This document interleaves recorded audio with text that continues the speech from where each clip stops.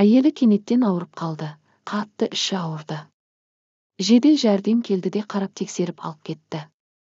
Күйеуі артынан жүріп ауруханаға келді. Сол жерде әйелін ота жасау үшін алып кеткенін білді. Оған олар үйге қайт, кейін қоңырау шалып білдеді. Ол пәтерге оралды. Ол жерде тып-тыныш. Затта шашылып жатыр. Кеседе қалған салқын шай. Ең бастысы, ол соңғы кезде көп ұрысты әйелімен. Ақша жеткіліксіз болды. Әйелі ақшаны көп жұмсап ысырап етті. Кеше кішкене қорапта құлпынай сатып алды көп ақшаға. Бір уыс дәмсіз жасанды жидектер. Қыста қандай құлпынай айтшы Құдай үшін. Олар миллиардерлер емес қой. Тағы да өзіне крем сатып алды. Міне айнаның алдында тұр. Тым қымбат. Ол күңкілдеп ұрысты. Пеште сорпа тұр. Қанша рет айтты көп пісірудің қажеті жоқ деп. Бұның бәрін кім жейді, олар екеуі ғана тұрады. Бүгінгі дейін екеуі ғана өмір сүрді, иә. Ол компьютерге отырды. Ол ештеңе ойлағысы келмеді, бірақ жарнама шықты, курорт. Әйелі курортқа, теңізге барғысы келді. Бұл өте қымбат, рахат деді бірден бұл. Ақылсыз ысырапшылдық, ипотеканы төлеп үйді кеңейту керек. Двушканы трошкаға ауыстыру керек. Үй салу үшін жер қазып, іргетасын құю керек.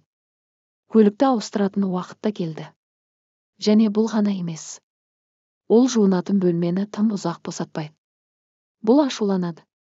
Олар ұрсып қалады. Ал енді жуынатын бөлме бос тұр. Төсекке көлденең жатып алсаң да болады.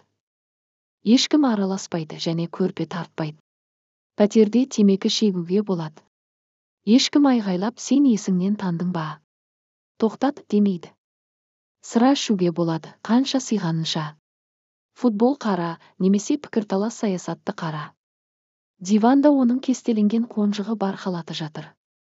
Асығыста мыжылып қалған, ол күшпен зорға киім ауыстырып еді. Ол халатты түзетіп, бүктеп 3 жасар сәбидей жылады.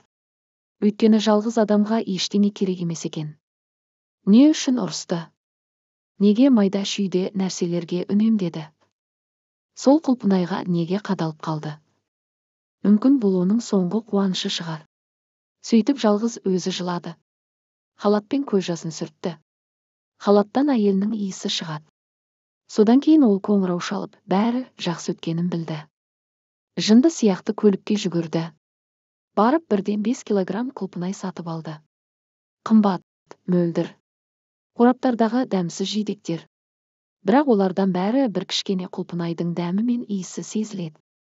Бүкіл палата құлпынай жеді және бәрі мақтады.